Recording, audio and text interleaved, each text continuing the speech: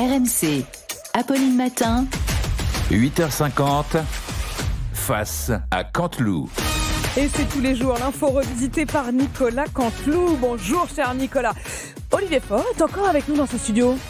Oui, Olivier Faure est notre invité dans Apolline Matin. Dans Apolline Matin, vous êtes premier secrétaire du Parti Socialiste. C'est une semaine décisive. Tout dépend de vous, Olivier Faure. Écoutez, j'aimerais bien. Vous dites tout dépend de moi. Mais surtout, tout dépend de lui, de Sébastien Lecornu. On ne m'écoute pas. J'ai l'habitude. Avec Sébastien Lecornu, nous avons échangé sur les riches, les gros riches, les petits riches, les ultra riches, les moyens riches. Bref, vous l'avez compris, nous n'avons pas parlé de nous. Puisque moi, pour vous dire où j'en suis financièrement, je fais les vides-greniers. Dans lequel il y a des petits stands, même de Malherbe, des gros stands, des moyens stands, des ultra stands.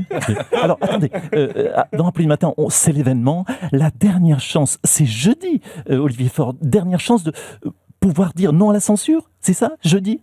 Écoutez, oui, jeudi, c'est le jour de la dernière chance. C'est comme l'euro million, dernier jour pour que Sébastien Lecornu valide notre ticket. Alors, Olivier Faure, Jean-Luc Mélenchon a parlé de vous en disant « on a bien baladé les nigauds ». Votre réaction ? Alors écoutez, il faut faire la différence. Il y a les gros nigauds, les petits nigauds, les moyens nigauds, les ultra nigauds. Voilà. En tout cas, il faut faire la différence. En tout cas, voilà l'essentiel de nos échanges entre Sébastien l'inconnu et moi, Olivier Faure, fort mais doucement.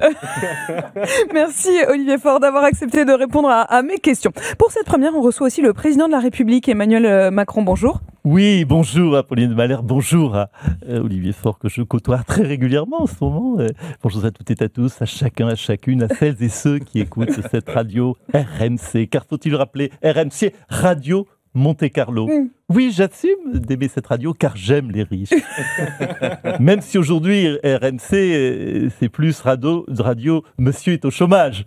Parce que, pardon de vous le dire, cher Apolline de Malherbe, mais pour avoir le temps d'écouter les grandes gueules de 9h à midi, faut pas beaucoup bosser. N'est-ce pas ?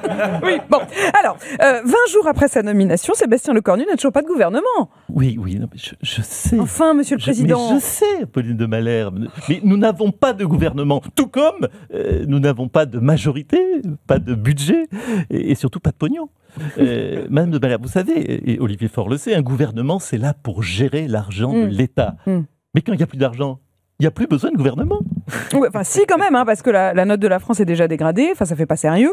On donne l'image d'un pays en plein chaos. Mais vous avez raison de vous insurger en disant chaos. Vous avez raison. Pourquoi croyez-vous que j'ai reconnu la Palestine ? C'est pour me barrer là-bas. Oui. Parce que Olivier Faure le sait, même en ruine, Gaza est en meilleur état que la France. Enfin, quand même, sur ce point. Enfin, merci en tout cas, monsieur le président. On revient à présent sur le séisme politique de ces derniers jours avec le principal intéressé. Bonjour Nicolas Sarkozy. Bonjour Mme Malherbe. Merci de m'accueillir sur RMC, Radio Ma Cellule. Oui, voilà. Vous avez raison de vouloir parler de ce séisme politique, car oui, vous le sachez tous aujourd'hui, c'est un séisme. Mon fils Louis a décidé de se lancer en politique. Et c'est vraiment un séisme dans le landerneau politique. Il sera candidat au municipal à Menton. Non, mais je parlais d'un autre séisme. Oui, ben écoutez, moi je vous parle de celui-là, séisme. Moi je parle du séisme que je veux. Je parle de quoi que je veux. J'ai envie de parler de Louis. Mon fils, ma bataille. C'est quand même incroyable. Je vais vous dire une chose. Au plus profond de moi-même, le mentonien que je suis,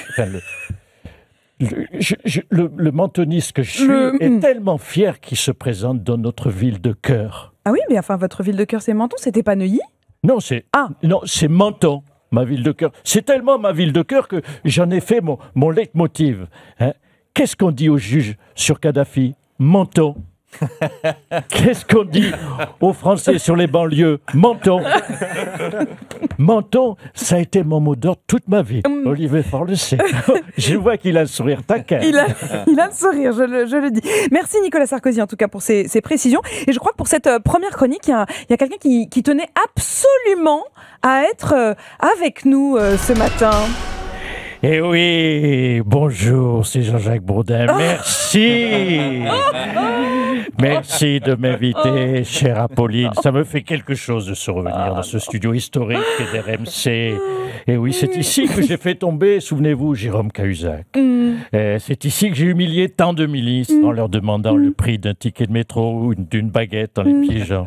Écoutez, j'ai un service, une faveur plus exactement à vous demander, chère Apolline. Ah moi, écoutez, allez-y Jean-Jacques. Est-ce que vous m'autorisez à reprendre une dernière fois un auditeur en ligne comme à la grande époque? Écoutez, allez-y. Oui, merci. Merci. Eh bien, écoutez, c'est parti. C'est parti. Attention, on me fait passer une fiche.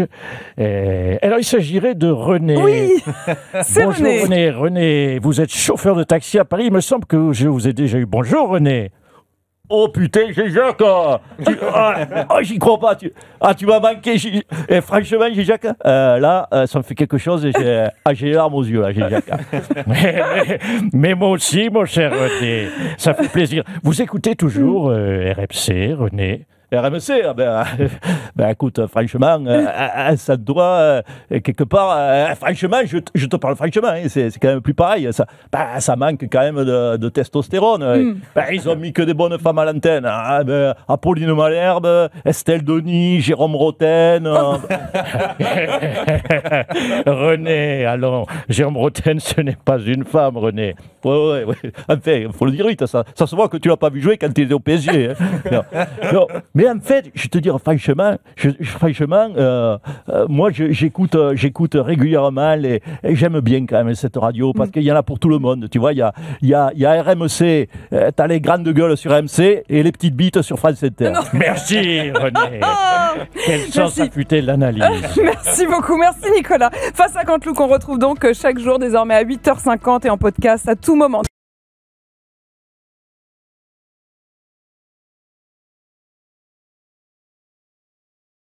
Le temps est venu de reconnaître et que moi, François Hollande, je suis un tombeur, allons. Le temps est venu de reconnaître. Quoi, c'est trop théâtral, chérie? Mais que moi, Nicolas Sarkozy, alors j'ai toujours été innocent. Le temps est venu de reconnaître. Que moi, Zinedine, pardon, mais j'attends la place de Didier. Que moi, Jean-Luc Mélenchon, tout le monde le sait. Moi, c'est la République, c'est moi. Et que moi, Sigoulen, ça fait quand même 8 ans que j'attends que les téléphones sonnent, hein. Que comme chaque année, c'est quand même un scandale que moi, Kylian Mbappé, j'ai toujours pas reçu le ballon d'or. Que moi, François Bayrou, j'avais raison depuis le début. Tout est de la faute des boomers. Que moi, Marine Le Pen, je suis plus doué pour l'élevage de chats que pour les débats du second tour. Que pour moi, Didier Deschamps, c'est bientôt fini, mais pour lui, ça y est, ça a déjà commencé. Le temps est venu de se retrouver dès le 29 septembre à 8h50 sur RMC.